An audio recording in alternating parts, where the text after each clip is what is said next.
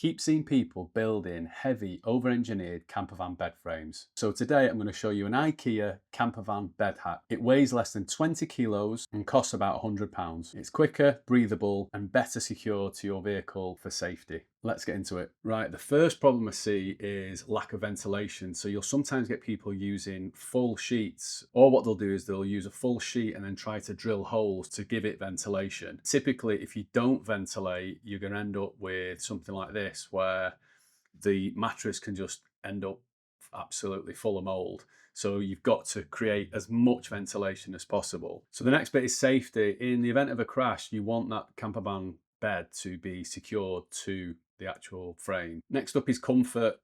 This system means that it's using slats, which has got natural spring, and also this system allows plenty of room for a proper mattress from IKEA as well, which means you're not going to suffer with things like having a sweaty foam mattress that just feels uncomfortable. You want to try and make this bed that, you know, is as comfortable to sleep in as your bed at home, if not better. Weight, this is 19 kilograms in total. This system is far lighter than a timber bed frame, which typically about 50 kilograms. Next up is adaptability. You want to try and find a system that allows you to put the bed at the height you need it. So if you've got electric bikes, anything else that's going to be stored in the garage or the rear of your vehicle, you want to make sure that you can get it to the best height for you and the way you want to use your van. Right, let's jump into the shopping list and I'll show you what you need. You need 3 Scorva galvanized mid-beams. So you need 3 of those at 60 quid. Next up, instead of creating your own plywood base, go for the Leroy slatted bed base. It's 35 quid. Really simple to put together, and the way I'm going to show you means that this is actually tech screwed to the actual frame itself for extra rigidity. Now, next up is the screws. So what you want to do is, I see a lot of people, and shout out to Matt at Book Life.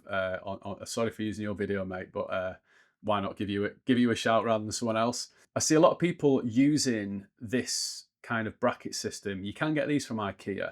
The problem with this bracket system is A, you've got to buy it, B, you've got to work out where you want to put it, and lastly, it doesn't screw into the top, so you're not actually fastening to the bed to the actual chassis of the vehicle, which means that could lift out, pull out. You'd normally just drop your, you know, these frames into the top of there. Do away with that, and what you do is glue and tech screw into the side of your van. Glue wise, the best bang for buck, you could use something like Puriflex from Toolstation. So all you're going to do is just, with the piece of wood, scrap of wood that you put in, typically something like 19mm ply would be good, but you will add some glue to the back, use your tech screws to go through and screw in. You can always pre-drill these and remove the swarf, but you'll find a lot of the time it'll just like fall down and you can hoover it out or grab a magnet and get it out. But either way, glue it with polyurethane glue and then tech screw in, and then at the top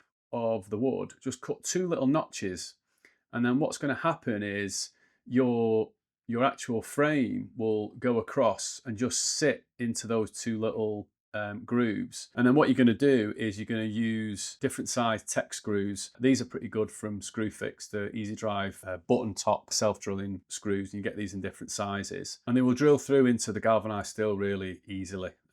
So you've got no problem with that. The benefit with galvanized steel, steel is really great in terms of its flex. The flex in the actual slats and the little tiny bit of flex in the beam, it sort of creates less vibration when you're driving your actual vehicle down the road. And then when you're in bed, you'll find the whole kind of bed sits together a lot better. And then what you do is when you put your slats in place, you drill from top down into the frame with each one of your slats really quickly with tech screws. Now for a mattress, you've got a few choices. We splashed out and went for this mattress, which is super comfy. It's sprung with a little bit of foam. Now, if you are a little bit tight on height, and you want to kind of maximize it, you could maybe go for this, which is 219, and again it's sprung, but that will give you a little bit more room if you want a bit more head height. So yeah, you've got this kind of tied in bed frame that kind of is locked in into the actual chassis of the van. All your slats are nice and breathable. They've got a little bit of movement and spring to them. You're not going to have any shakes or rattles. Everything's tied together.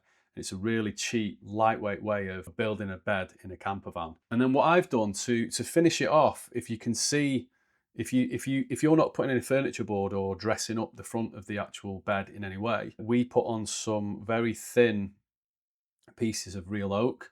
Our van build is like black and light oak, so we just finished off the front of the actual beams with 2 strips of oak, and it's worked really well. We've added some lights underneath, so when you come into the van and you open the door and all the lights go on, we've got 2 little lights underneath the bed that comes on and just helps with a little bit of visibility. So I hope that helps you save time, weight and money on the bed part of your camper van build. Dive in the comments to let me know what you think, and keep an eye out for the next video where I show you how to install Vandermoon door cards and reduced height overhead lockers. I see a lot of people try to put full height overhead lockers over a bed and it absolutely ruins the space available in the bed. So keep an eye out for that next video.